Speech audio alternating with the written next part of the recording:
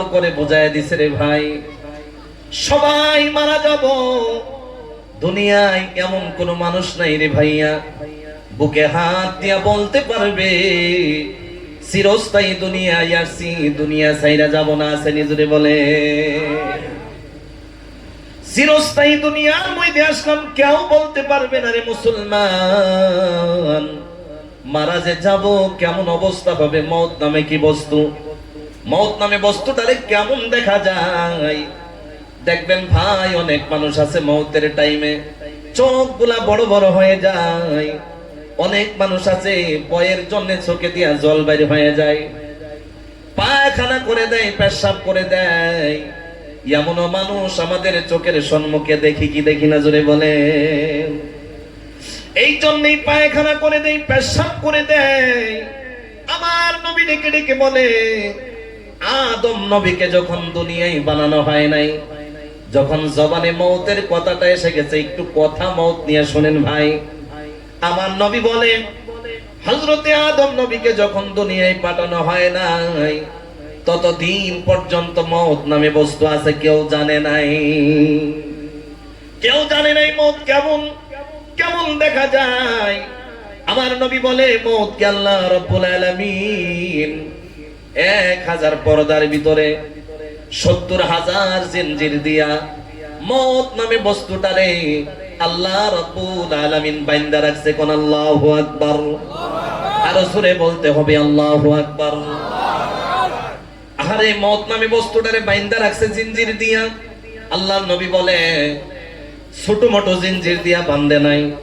একটা মানুষ যদি মওত নামে বস্তুটারে যে জিনজির দিয়া বাঁধা হয়ে গেল, একটা মানুষ যদি ওই জিনজিরের উপর দিয়া দৌড়ানো আরম্ভ করে দেয়, নবী বলে 1000 বছর যদি দৌড়াই, এরপরেও মওত নামে বস্তুটারে বাঁধা জিনজিরের আগা পর্যন্ত পৌঁছতে পারবে না। কোন আল্লাহু আকবার।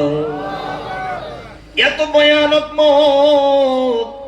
আমার নবী বলেন আসমান আর জমিন যত বড়, মওত নামে বস্তুটা এর চাইতে অনেক বড়, অনেক বড়।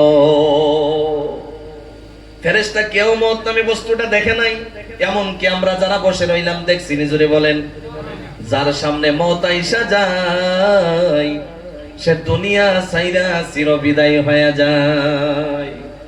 দাদু নাতি ছাড়া হয়ে যায়, নাতি দাদু ছাড়া হয়ে যায়, বাবা সন্তান ছাড়া হয়ে যায়, সন্তান বাবা ছাড়া হয়ে যায়, সন্তান মা ছাড়া হয়ে যায়, আবার মাও সন্তান ছাড়া হয়ে যায়। এমন হয় কি হয় না জোরে বলেন? এমন হয়ে যায় রে ভাই, ভালো করে গভীর মনোযোগ দিয়া শোনা লাগবে। এই যে মুসলমান, এই ফিতনার জামানায় যে আপনারা বসে গেলেন, বিশ্বাস করেন রে ভাই, যত সময় এই মজমুয়ার মধ্যে বসে থাকবেন আল্লাহ রাব্বুল আলামিন আমাদের জীবনের গুনাহগুলো মাফ করতে থাকবে। খালি মাফ করতে থাকবে না রে ভাই, যত সময় বসে থাকবেন আল্লাহ রাব্বুল আলামিন তত সময় আপনার নামায়ে আমলে সওয়াব লিখতে থাকবে। আল্লাহ রাব্বুল আলামিন এই বর্ণনা লম্বা হয়ে যাবে, শর্ট করে আমি আপনাদেরকে শোনাইতে চাই রে ভাইয়া। জানি না কে জানি কোন দিন মারা যায়, জানি না রে ভাই। এই যে বসে রইলাম, হঠাৎ করে কার সম্মুখে জানি মালাকুল মউত এসে যায়। এসে যাওয়া মাত্র দুনিয়ার মহব্বত ছেড়ে চিরবিদায় হয়ে যায়। আমি লম্বা করি না, হযরতে আদম নবীকে যখন দুনিয়ায় পাঠাইয়া দেওয়া হয়ে গেল, গভীর মনোযোগ দিয়া শোনা লাগবে রে ভাই।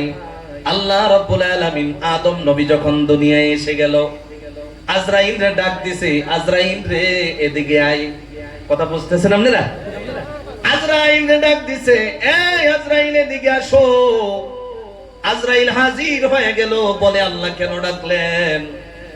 আজরাইল রে এতদিন তোমার কোনো কাজ ছিল না, আজকে আমি তোমার একটা জিম্মাদারি দিতে চাই, আমি তোমার একটা হুকুমের উপরে রাখতে চাই। বলে কেমন হুকুম? এই আজরাইল তোমার নাম এতদিন ছিল আজরাইল, আজ থেকে আমার তোমার নামের দিকে একটু লম্বা করে দিলাম। কেমন লম্বা? তোমারে আজকে মালাকুল মউত আজরাইল বানায় দিলাম। কোন সুবহানাল্লাহ। অর্থাৎ আমি এই আজরাইল তোমারে আজ থেকে আমি মৌতের মালিক বানায়া দিলাম, আজ থেকে তুমি মৌতের মালিক হয়ে যাও। আজরাইল আশ্চর্য হয়ে গেছে, ও আল্লাহ কি বলেন মৌতের মালিক হয়ে যাব? কেমনে মৌতের মালিক হব? মৌত নামে বস্তুটারে তো আমি কোনোদিন দেখি নাই, তাহলে মৌতের মালিক কেমনে হওয়া যায়? আল্লাহ বলে দেখতে চাওনি? সমস্ত ফেরেশতা বলে হ্যাঁ দেখতে চাই, দেখতে চাই। ফেরেশতারা বলে আল্লাহ মৌত নামে বস্তুটারে দেখি নাই, কিন্তু কিছুদিন পরে পরে চিৎকারের আওয়াজ শুনতাম, মনে হয় সেই হবে, আজ সেই হবে মৌত। আল্লাহর হুকুম হয়ে গেল, 1000 পর্দা চোখের সম্মুখে থেকে সরে গেল। আপনার মনে আছে নি জিনজির দিয়া মৌতরে বান্দা আছে? মনে আছে নি? জোরে বলেন। আল্লাহর হুকুম হয়ে গেল, জিনজির গুলাও খুলে গেল। আল্লাহ ডেকে ডেকে বলে মৌত রে, তোমার এতদিন আমি লুকাইয়া পর্দার ভিতরে বানাইয়া রাইখা দিছিলাম, আজকে তুমি তোমার চোখ গুলা খুলো। আল্লাহর হুকুম হয়ে গেল, মৌত চোখ কইলা ফালাইলো। এ মুসলমান, চোখ খোলার পর আল্লাহ বলে এই মত রে, জীবন ভর মানুষে খালি মত মত শুনেন, মত কেমন এটা তো জীবনে শুনেন নাই। মুসলমান রে, আল্লাহর হুকুম হয়ে গেল তোমার পাও দিয়া দাঁড়ায়া যাও। পা দিয়া যখন দাঁড়ায়া গেল, আসমান আর জমিন যত বড়, এত ভয়ানক বস্তু যদি চোখের সম্মুখে দাঁড়ায়া যায়, এখন মুরব্বি চাচা আপনারা বলেন ভয়ের কথা কিনা? জোরে বলেন। কথা কন না, ভয়ের কথা না? সমস্ত ফেরেশতা আশ্চর্য হয়ে গেছে, বলে আল্লাহ এত ভয়ানক বস্তু আপনি বানায়া রাখলেন। দেখা মাত্র সমস্ত ফেরেশতা বেহুশ হয়ে গেছে। আল্লাহ রাব্বুল আলামিন বেহুশ হয়ে যাওয়ার সাথে সাথে সমস্ত ফেরেশতা গুলোরে আল্লাহ হুশে আনছে। হুশে আসার পরে বলে আল্লাহ গো, এর চাইতে ভয়ানক বস্তু আপনি আরো বানাইছেননি। আল্লাহ রাব্বুল আলামিন বলে এই ফেরেশতারা রে, এর চাইতে ভয়ানক বস্তু আমি আর বানাই নাই।